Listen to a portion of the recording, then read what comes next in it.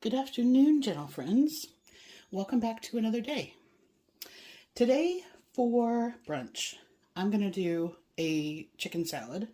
I haven't decided what I'm going to do with it after that. I don't think I really feel like a sandwich, so I might have it on some lettuce cups, or I might have it by itself, or I might put it in a salad. I don't know. I don't know yet. But Kroger had these veggie trays on sale. So I've got a little bit of celery in there, and I'm going to use some of the carrots. I have some mixed nuts and some grapes, and then a can of chicken. I'm going to use Greek yogurt and mustard. I'll put some red onion in there, a little lemon juice. And I found this at Sam's Club. This is a dill pickle seasoning blend. Which it should be. I'm hoping it's nice. So let's see. And that, like most of the seasonings, is 0 for a teaspoon. And it has basically your salt, sugar, maltodextrin, buttermilk, onion, garlic, citric acid, dill seed, dill weed. So yeah, I'm hoping that that is a nice little tart flavor. It'll go well with the lemon juice. Okay, so I'm going to do this first, and then I think I'm going to sit down and do a bunch of prep, because I bought like a whole watermelon and I have a big cantaloupe.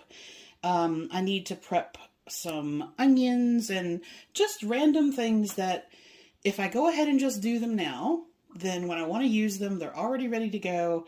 And I don't have to worry about, oh, I'll do it next time. Oh, I'll do it next time. So I'm going to do this part, decide what I'm going to have for lunch, and then we'll think about the prep. Oh, I forgot this.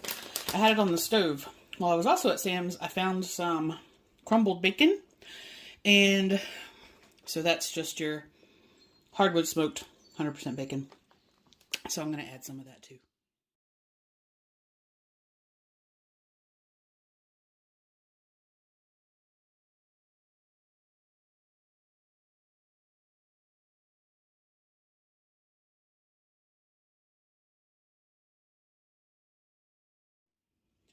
All right, so let's get some prep going. So this month, I decided to do another round of like just using what I have in my freezer, what I have in my pantry, and then I'm only going to top up on fresh fruit and veg as I need, and only do what I can use in that week. So I have a really nice extra freezer, and I went to Kroger to kind of do a final top up for the month in terms of proteins, and I picked up a few things that I just need to break down into individual servings. So they had their bratwurst on sale, and these are 240 calories per link. So I'm going to break those down, and then they had some nice thin sliced steak.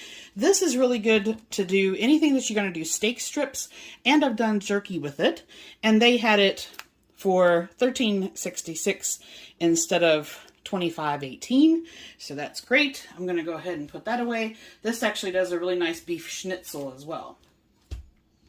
They had some chicken breasts, and if you've never looked at chicken breasts, a lot of them, especially the prepackaged ones, they have an injected solution of up to 15% carrageenan, natural flavors. There's a broth in there. A lot of times I can't get some of the, like Kroger's turkey, ground turkey, for example. It is turkey, but then it has extra stuff in there. So I double checked about these particular breasts, and these are from Sanderson Farms, which includes a 1% water and no solution, no broth, no additives, anything like that. So I went ahead and bought 5 of those. Then they had some of the Purdue ground chicken, and this has 1% solution vinegar and rosemary extract. So I did double check with them, you know, that this one is okay for me. This particular one is 160 calories per 4 ounces. It works out to, I think, about 93%. I'm pretty sure of that. And they had 2 of those on special. And then they had this is a big, long piece of salmon. And it already has little cuts in there, but I want to break this down. This particular one is 140 calories for 4 ounces, and it's just your salmon. So there's nothing else in there. This particular one is a Pacific wild-caught salmon. So I'm going to break those down into single serves and use the food saver. Then I just want to do a couple of little like topping or ingredients that I use all the time. I'm going to do 1 red onion. I have about half of one left from the chicken salad I did. I bought 2 bunches of green onions yesterday. I'm just going to cut those up. And then I have some garlic and ginger, which I'm going to do into a little like minced or a paste that I can just scoop out a spoon and use that in my cooking. So that's it. I'm going to get all those done. And then I think for dinner,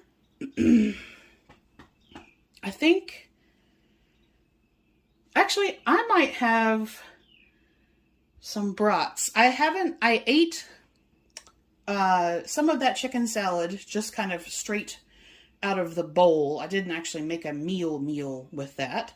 And I had some baby carrots and snow peas out of that veggie tray. And that's it. So I still have most of my calories for the day. So I think I'm going to do 2 brats, and I'll do like a loaded mashed potato, and there's some broccoli in that veggie tray. So I think I'll steam that and get that all set up for dinner. I forgot I had these on the stove behind me. Kroger also had the big 2-pound Driscoll's strawberries. It's on their weekly digital deal for $2.97 instead of $5.97. So I think what I'm going to do with these,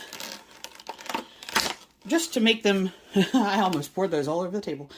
I think just to make them a little easier to eat, I'm going to go through and cut all the caps off, put a paper towel down in the bottom, and just put those back in there. And that way they're just ready to go as well. So while I was doing this, I thought I'd actually show you guys, in case you haven't used a food saver or a vacuum sealer before, a little bit about how I do that.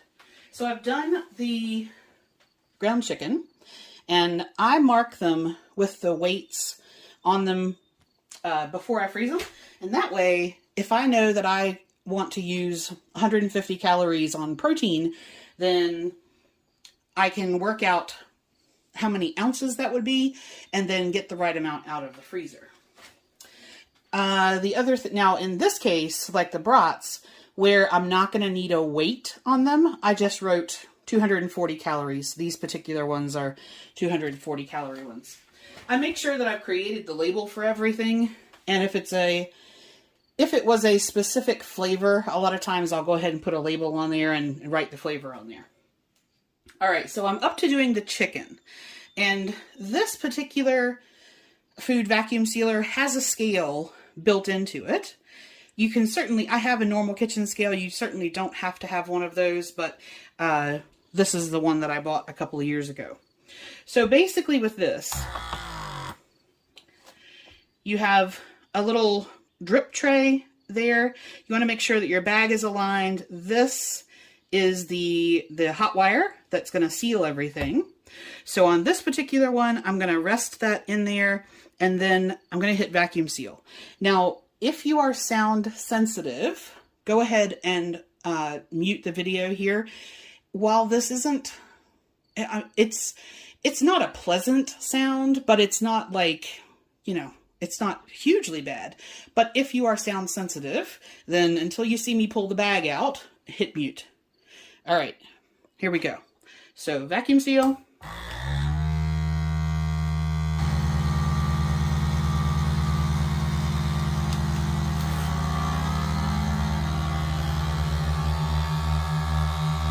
And you can see that just basically sucked all the air out of there.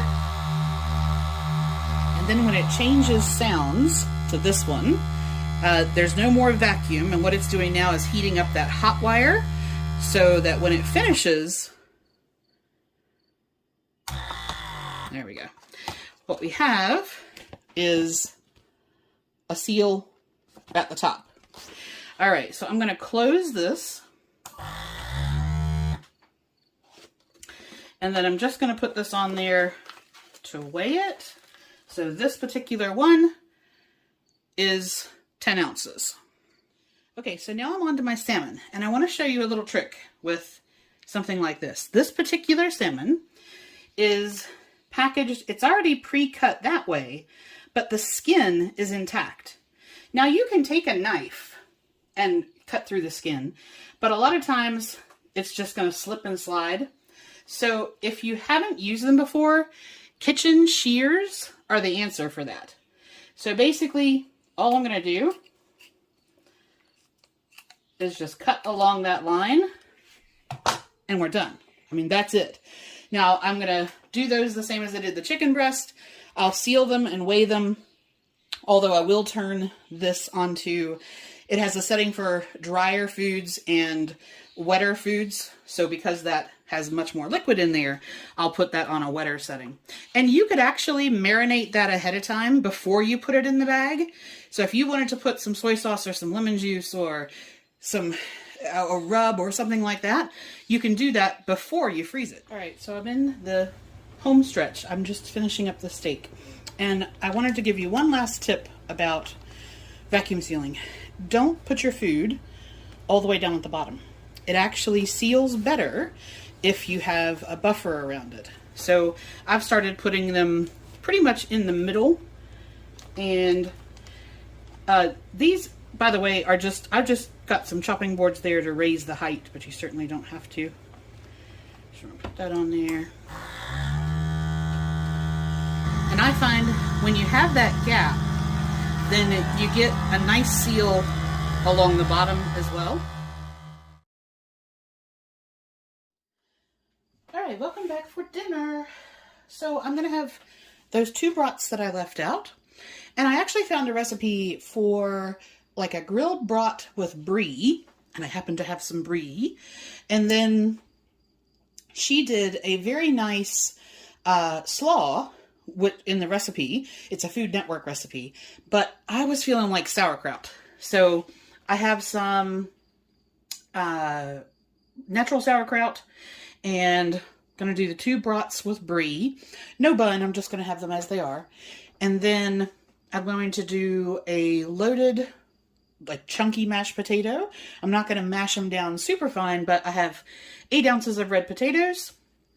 And I'm going to combine that with some Greek yogurt.